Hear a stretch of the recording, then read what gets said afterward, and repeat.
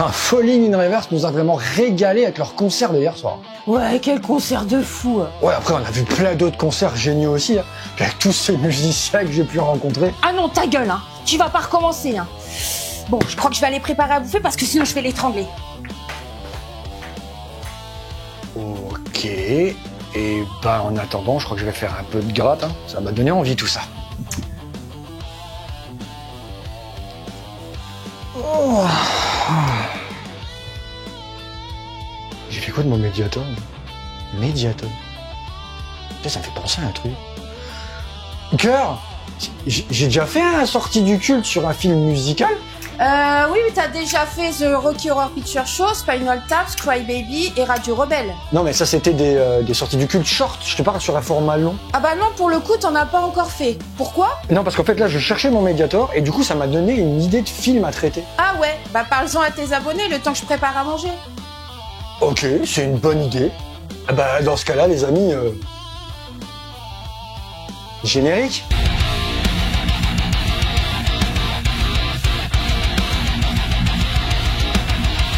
Jack Black et Kyle Gass se sont rencontrés à Los Angeles en 1986 en tant que membres de la troupe de théâtre The Actors Gang.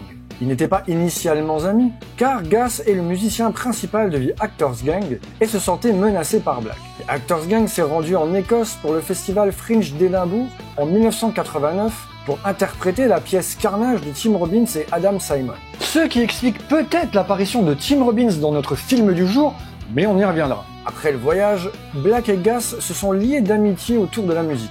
Black n'a appris la guitare qu'à l'âge de 23 ans environ. Gass apprend alors à Black à jouer de la guitare, tandis que Black aide Gass à jouer la comédie. Encouragé par les talents vocaux de Black, Gass décide de monter un groupe. Un peu comme nous aurons dans le film en fait. La première apparition du groupe sur scène a eu lieu à Highland Grounds à Los Angeles, un café où ils ont joué sous le nom de The Axe Lord featuring Gorgazons Michef. Bien que la production faisait techniquement partie d'un événement de variété pour l'Actors Gang. La première performance du groupe lors d'un véritable événement musical fut une brève apparition au Hals Bar en 1994, en première partie de The Abe Lincoln Story. Ils interprétèrent Tribute, leur seule chanson à l'époque, et donneront au public l'occasion de choisir parmi plusieurs noms pour le groupe. Alors dans les propositions, on a Pet or Meat, Balboa's Biblical Theater, et The Axis Lord featuring Gorgonzola Michef, et j'avoue que ce dernier nom c'est clairement mon préféré. Mais attends, il nous faut un truc plus punchy pour notre groupe. Fais voir ta liste. Qu'est-ce que tu penses de Tenacious D? Ouais, c'est pas mal, mais ça veut dire quoi? C'est un terme qu'employait le commentateur Marv Albert pour désigner une action robuste au basket. Ouais, mais attends, parce que 2 secondes, si je regarde bien, c'est pas du tout le nom qui a reçu la majorité des votes en fait. On va passer outre, j'adore ce nom. Ouais, t'as raison. Allez, va pour Tenacious D. David Cross, aidé par Bob Odenkirk, auteur de Mr. Show, repère Tenacious D et décide de produire une série humoristique de 6 courts épisodes de 10 à 12 minutes basés sur le groupe. Les épisodes étaient montés par 2 pour faire 3 épisodes complets de 30 minutes. La série, intitulée Tenacious D, vit sa première diffusion sur HBO en 1997, juste avant un épisode de Mr. Show du même auteur. Bien que 3 épisodes étaient prévus, seul le premier a été diffusé cette année-là. Les 2 autres auront été diffusés 3 ans plus tard, lors de l'année 2000. Après la diffusion des épisodes sur la télé américaine et l'annulation de la série par HBO, le groupe devient un peu plus connu et continue de donner des concerts. En concert au Viper Room de Los Angeles, il rencontre Dave Grohl, leader du groupe Foo Fighters, qui se dit impressionné par leurs prestations. Il se lie d'amitié et Tenacious D apparaît alors dans le clip Learn to Fly de Foo Fighters. La popularité du groupe s'amplifie alors qu'il commence à jouer en première partie de groupes de renommée mondiale tels que Beck, Pearl Jam ou encore les Foo Fighters. Que des groupes de qualité dans les années 90, et c'est d'ailleurs dans cette décennie que le groupe va envisager l'idée de faire un film sur leur groupe. Jack Black et Kyle Gass souhaitent faire un film sur Tenacious D depuis la formation du groupe en 1994. Le duo a conceptualisé de nombreuses idées pour l'intrigue, mais pour la première version connue du scénario était publiée le 7 novembre 2000. On sait peu de choses sur le scénario, si ce n'est qu'il s'articule autour du groupe jouant dans des cafés, de la fascination de Black pour Atlantis et de l'amour de Black et Gass pour une fille nommée Simeon, auteur de livres sur l'île fictive. Il rencontre ensuite René James Dio, et partent en road trip à Miami. Ce concept a ensuite été abandonné. Ça aurait pu être intéressant, mais peut-être pas assez abouti. À un moment donné, avant 2003, le groupe était en négociation avec le studio britannique Working Title Film pour écrire et distribuer un film Tenacious D, mais Black et Gass ont décidé d'assumer le contrôle créatif lorsqu'ils n'étaient pas satisfaits des idées des scénaristes. Ils ont bien fait, parce qu'après tout, c'est leur bébé au départ. En février 2003, il a été annoncé que le groupe avait signé avec New Line Cinema pour créer le film Tenacious D, avec Liam Lynch comme réalisateur. Aucun lien de parenté avec David Leitch. Et Black, Gass et Lynch écrivant le scénario. Plus tard, en 2003, Jack Black a annoncé le titre provisoire du film, qui au final sera le titre définitif, Tenacious D in the Peak of Destiny, et que l'histoire serait la suivante. Passionné de rock dans une famille ultra religieuse qui considère cette musique comme l'œuvre du diable, JB s'enfuit pour Hollywood pour y tenter sa chance, et se lie d'amitié avec un guitariste nommé KG. Alors que les deux hommes ambitionnent d'écrire la chanson qui les rendra célèbres, ils découvrent que toutes les grandes stars du rock'n'roll ont possédé un étrange médiator aux vertus magiques. Pour JB et KG, il est temps de se lancer dans la quête délirante du mystérieux objet qui leur permettra de devenir le plus grand groupe de rock du monde. Oh putain, ça annonce que du bon délire tout ça. Casting du film, on retrouve donc notre duo de musiciens. Et autant Kyle Gass se contentera juste de petits ou seconds rôles dans diverses productions telles que La Main qui tue, Évolution d'Ivan Reitman ou encore Elf de Jon Favreau, autant Jack Black aura une carrière plus fournie, apparaissant d'abord en tant que second rôle dans des productions des années 90 telles que Mars Attack de Tim Burton, Disjoncté de Ben Stiller, ou encore Ennemi d'État de Tony Scott, avant de s'imposer comme tête d'affiche dans des films tels que L'amour extra large, Rock Academy ou Soyez sympa rembobiné, ainsi que d'autres seconds rôles de qualité tels que dans King Kong de Peter Jackson, The Holiday ou encore Tonnerre sous les tropiques. Ouais, il a quand même joué dans de la merde. Hein. Souviens-toi l'été dernier de L'Histoire sans fin 3, Les Voyages de Gulliver et dernièrement Minecraft. Ouais aussi. Ainsi que l'an 1, la suite de Chair de Poule ou la suite de Jumanji. En gros, aujourd'hui, il fait plus que de la merde. Ouais, et c'est clairement dommage. Pour le reste, nous pourrons retrouver des potes du duo tels que Ben Stiller, Tim Robbins, J.R. Reid et Paul F. Tompkins, ainsi que de grands noms du rock tels que Meat Loaf dans le rôle du père de J.B. et qui avait déjà joué dans divers films tels que le Rocky Horror Picture Show, Wentworth ou encore Fight Club. Ronnie James Dio, qui joue son propre rôle, aura popularisé le geste des cornes et sera entre autres le premier chanteur du groupe Rainbow, le deuxième chanteur du groupe légendaire Black Sabbath, avant d'être leader de son propre groupe de métal avec Dio. Et enfin, on aura Dave Grohl, ancien batteur de Nirvana et leader du groupe Foo Fighters, qui joue ici le rôle de Satan dans un final vraiment jouissif. Avec un maquillage où il est méconnaissable et qui ressemble beaucoup au maquillage du démon Darkness dans le film Légende de Ridley Scott, et c'est trop d'enfer! Le tournage devait avoir lieu avant la fin de l'année 2003. Cependant, il a été retardé de plus d'1 an en raison des engagements de Jack Black pour le remake de King Kong de Peter Jackson. Le tournage de Tenacious D a débuté au final au printemps 2005 à Simi Valley et à Los Angeles en Californie et s'est terminé plus tard en été de la même année. Pas trop d'anecdotes folles sur tournage, alors passons.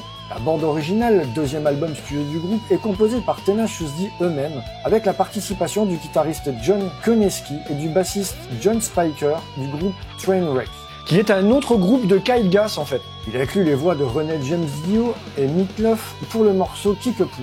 Dave Grohl joue de la batterie sur l'album, comme sur le premier album du groupe, et chante également sur Beelzebos, The Final Showdown, dans le rôle de Satan. Une version éditée de l'album a également été publiée, remplaçant toutes les grossièretés par des paroles inventées de toutes pièces. Ce qui est une méthode amusante pour éviter la censure. Bah tu devrais le faire pour toutes les fois où tu dis des grossièretés alors. Ça serait une bonne idée de crotte de coléoptère. Le film a été projeté pour la première fois à la presse en octobre 2005.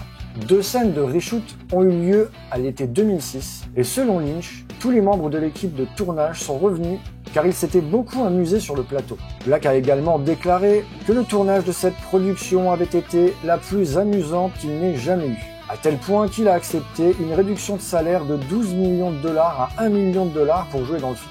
Après, ils ont coproduit, coécrit le film et en plus ils sont occupés de la musique.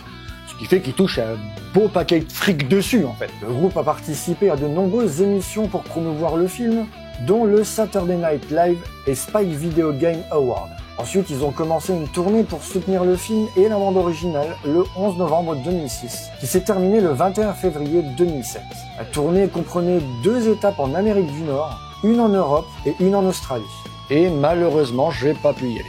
Tenacious D et le Mediator du Destin en français ont eu sa première britannique le 1er novembre 2006 au cinéma View West End à Londres, en Angleterre. La première nationale du film a eu lieu au Grauman's Chinese Theatre à Los Angeles le 9 novembre 2006. De nombreux acteurs qui avaient fait des apparitions dans le film étaient présents, notamment René James Dio, Dave Grohl et Ben Stiller. Le film est sorti en salle le 22 novembre 2006 aux USA et le 4 juillet 2007 chez nous. Toujours à la traîne les Français. Tenacious D et le Mediator du Destin ont connu un piètre succès au box-office, ne remportant que 8,2 millions de dollars aux États-Unis. Il a débuté avec seulement 3 millions de dollars lors de son premier week-end, se classant 11e.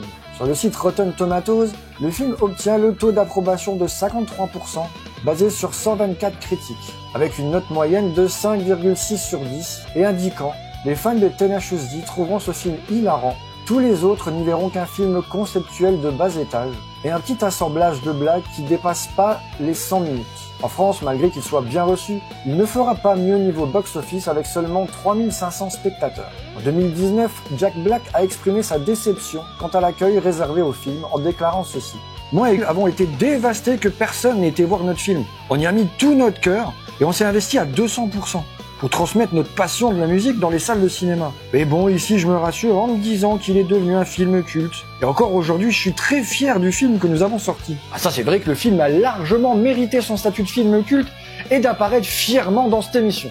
Car oui, le film a connu un succès en vidéo et un bouche à oreille d'enfer qui en fit un objet vénéré par un clan d'aficionados aussi barré que le film. Un cercle qui passa de confidentiel à mondial pour faire atteindre à Tenacious D le rang mérité de film rock culte qu'il est. Le troisième album, Rise of the Phoenix, du groupe sorti en 2012, est centré sur l'intrigue fictive du groupe se séparant après la sortie du film, Gas devenant fou, tandis que Black continuait sa renommée dans l'industrie cinématographique. En 2016, le groupe a célébré les 10 ans de la sortie du film en utilisant The Peak of Destiny comme toile de fond lors de diverses apparitions dans des festivals européens. Oh, trop génial ça! Et je suis curieux de voir ce que ça aurait pu donner. Si on devait parler du film en lui-même, je le définirais en un seul mot. Absurde. Mais absurde dans le bon sens du terme. On est face à une comédie régressive. Tenacious D a l'impertinence immature du rock, les dialogues sont fleuris, parfois très imagés. Quelques gags un peu gras seront dans la même veine. Si vous cherchez de la subtilité, passez votre chemin, vous n'êtes pas à la bonne porte. Et en même temps, c'est ce qui fait tout le charme de ce film, et le côté absurde que je disais. Jack Black et Kyle Gass sont deux grands enfants, l'un ne vivant que pour le rock, l'autre étant un peu plus dilettante. Son attention se détournera rapidement en présence de jolies représentantes féminines. Leur amitié devra se construire, sera ensuite mise à mal pour mieux se reconstruire, comme toutes les bonnes relations amicales entre deux losers de comédie américaine. Un cliché agréable si bien utilisé. Jack Black use de ses mimiques habituelles, mais on le sent habité dans ce film. Il se montre même parfois terriblement charismatique, parfois obstiné, confus et d'autres fois déterminé, alors que tant de rôles dans d'autres films se contentent d'en faire une andouille. Kyle Gass est plus habitué au second rôle, et son physique quelconque lui donne un bel air de glandeur. Son jeu est limité, mais il a une certaine candeur, notamment quand il joue l'étonné, ce qui lui va bien. T'as vu, Kyle? Ce mec dit que je suis charismatique grâce à mes grimaces. Et que toi, t'es juste un glandeur quelconque. Ouais. Enfin, en même temps, pour une fois que quelqu'un dit que t'es charismatique, bah profitons-en. Tous les autres acteurs seront très bons, eux aussi. Mais c'est sans hésiter Dave Grohl qui s'en sort le mieux, jouant un formidable Satan dans la scène la plus folle et mémorable du film. Les morceaux qui composent le film sont bons eux aussi. Jack Black est un excellent chanteur. Ce qu'il arrive à faire avec sa voix est formidable, la modulant dans des aigus tout en gardant du coffre. Les paroles sont légères, parfois outrancières, et c'est un régal quand les scènes qui correspondent en font trop. Master Exploder par exemple est un titre entraînant, mis en image avec un crescendo d'idées de plus en plus folles, commençant par un micro enflammé par le souffle de Jack Black. Et la dernière musique tellement puissante, mais je vous laisse aller la regarder pour pas vous spoiler, ça vaut vraiment le détour. En résumé, Tenacious D et le Mediator du Destin est un film fun, décomplexé et donc absurde dans son humour. Une comédie musicale faite avec amour, n'hésitant pas aussi à y glisser quelques clins d'œil à d'autres films, notamment les Blues Brothers, Orange Mécanique et Mission Impossible. Un délire à la Wentworth qui mériterait d'être vu et revu ici si ce n'est pas déjà fait. Et comme dirait le jeune Marty McFly, Ça c'est du rock. Mais après ça, que deviennent les Tenacious D? Ils sortiront un 4e album en 2018, intitulé Post-Apocalyptico. L'album est suivi d'un film d'animation disponible sur YouTube qui complète l'histoire qui lie les chansons. Encore une fois, le duo se met en scène et se dessine, cette fois-ci dans un monde post-apocalyptique, faisant la satire du nôtre. La technique est volontairement de mauvaise facture, les images restent en fixe, souvent plusieurs secondes à l'écran, et le dessin est en grossier. Ils feront aussi un tour d'Europe pour promouvoir l'album. Ils joueront des scènes dans multiples pays et finiront par la France au Zénith de Paris. Ça perd les pristouilles. On dirait que j'ai loupé ça. Dans un interview de janvier 2023 sur Sirius XM Radio, Black a déclaré que lui et Gas réfléchissaient à une suite potentielle de The Peak of Destiny. Glass laissant entendre, en plaisantant, qu'il s'agirait d'un croisement avec le film Rock Academy dans lequel jouait Jack Black. Attends, ok. Premier degré, ce serait pas mal comme idée. En plus, c'est la mode en ce moment, les crossovers. Ouais, non, oublie ce que j'ai dit. T'en as déjà fait suffisamment comme ça avec les reboots de Jumanji ou de Chair de Poule. Maintenant, tu vas pas t'attaquer au crossover. Mais je te dis que ça va être fun. Tu comprends pas, je suis un vrai geek, moi. Eh, j'ai été Bowser dans le film d'animation Super Mario. Ouais, alors c'est pas encore sorti, hein, et si c'est comme l'autre film, c'est clair que ça va faire un four. Mais non, ça va être un carton, je te dis. J'ai le pif pour ça. Le prochain, ça va être avec des blocs. La tournée du Spicy Meatball Tour a débuté en mai 2023, mais s'est terminée impromptement le 14 juillet 2024, à la suite du commentaire polémique de Kyle Gass sur la tentative d'assassinat de Donald Trump. En effet, lors de leur représentation au ICC Sydney Theatre, un gâteau d'anniversaire a été apporté à Gass pour son anniversaire. Black a encouragé Gass à faire un vœu. Gass a répondu « Ne ratez pas Trump la prochaine fois ». Jack Black, vu en train de rire pendant le spectacle, s'est néanmoins distancé des paroles de son binôme, et depuis le groupe est considéré comme en pause. Mais vous voyez dans quel monde on vit? Franchement, il y a 30 ans, ce genre de propos n'aurait jamais fait polémique. Bref, c'est la fin de cette vidéo, donc comme d'habitude, si elle vous a plu, vous pouvez la liker, la commenter et la partager. N'oubliez pas de vous abonner, c'est super important pour le référencement. Et bien sûr, si vous voulez soutenir financièrement la chaîne, vous avez le bouton rejoindre et le Tipeee. Et moi, je vous dis ciao!